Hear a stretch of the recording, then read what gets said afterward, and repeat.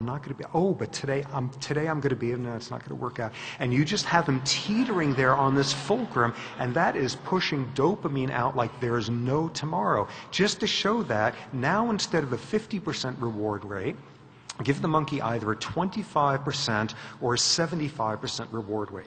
Totally opposite things. This one is bad news, this one's good news. What's the one thing they have in common?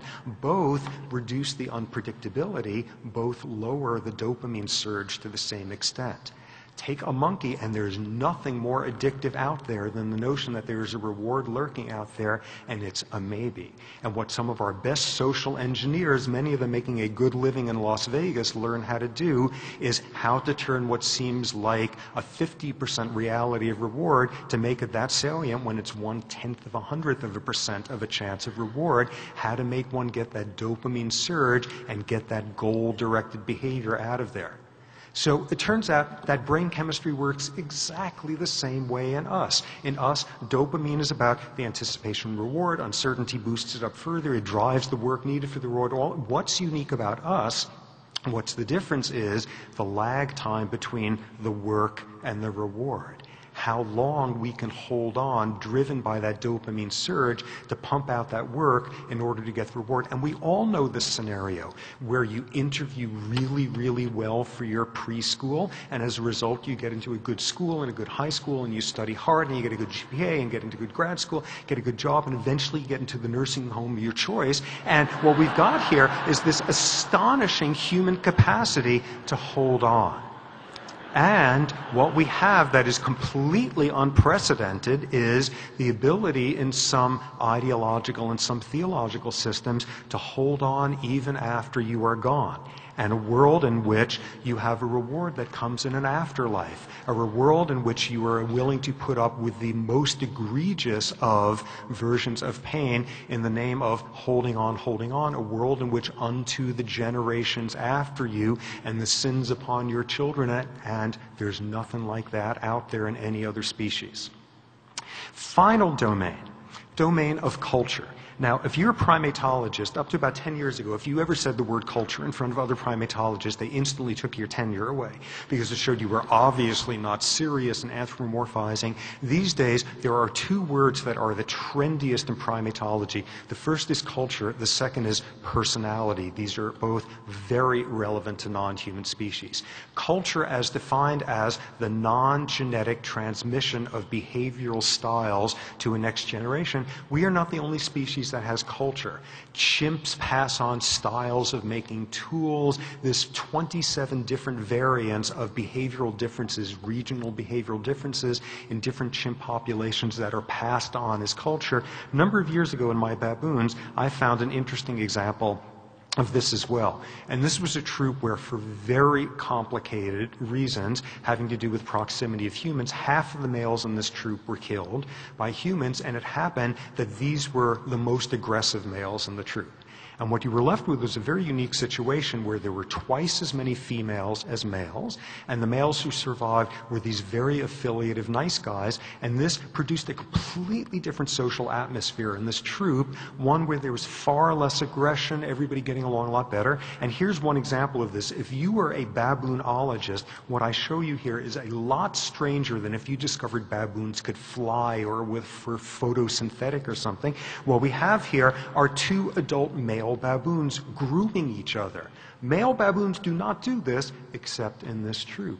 And as new adolescent males join this troop, transferring them from elsewhere, they learn to do this. There is transmission of this cultural style. So we are not only the only species that can have culture building tools and microwaves, we're even not the only one that has cultural transmission of entire social atmospheres. So what's unique about us? What is obvious is just the Baroque, Byzantine, complex magnificence of human culture and what we're able to do with it. And we see here other species would wither in envy at a photograph like this, knowing that we are able to do stuff like this.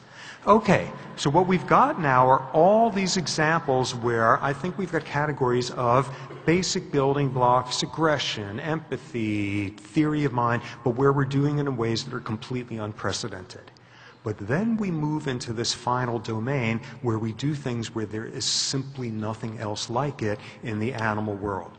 And there's lots of examples of it, our sexual behavior, our communication or language use. Let me give you the example, though, the thing that I think is most defining and most importantly who we are. And it could be stated in this fairly abstract sense here of a circumstance where the less it is possible that something can be, the more it must be. Now, what do I mean by this? Let me make this a little bit less abstract here and frame it within a certain type of theology, but the whole notion of not only being able to hold a contradiction in your head, but the very contradictory nature of it is what makes it vital and essential and a moral imperative. Let me give you a more explicit example of it. This is a Catholic nun named Sister Helen Prejean, and what she has done is spent her entire life ministering to the needs of men on death row in a maximum security prison in Louisiana. Some of the most frightening, nightmarish humans who have ever walked this earth, some of the most deplorable people out there, and naturally, endlessly, she is asked, how can you spend your time doing this with people like that? And she has always had a very simple answer, which is the less forgivable the act, the more it must be forgiven. The less lovable the person is, the more you must find the means to love them. And as a strident atheist, this strikes me as the most irrational, magnificent thing we are capable of as a species. And it's in that realm that we go so far past the fact of the ways in which we can do special things with theory of mind and empathy and culture and all of that. It is this simple trait that moves us. We are not just the uniqueier than any other species out there. We are the uniqueierest simply because of this property of us. And this one does not come easily. And on a certain level, the harder this is, this contradiction, to take the impossibility of something to be the very proof that it must be possible and must become a moral imperative, the harder it is to do that, the more important it is. And that winds up being very relevant to this circumstance here, and probably a good sort of spot for closing. You guys, as of tomorrow around noon, are officially educated.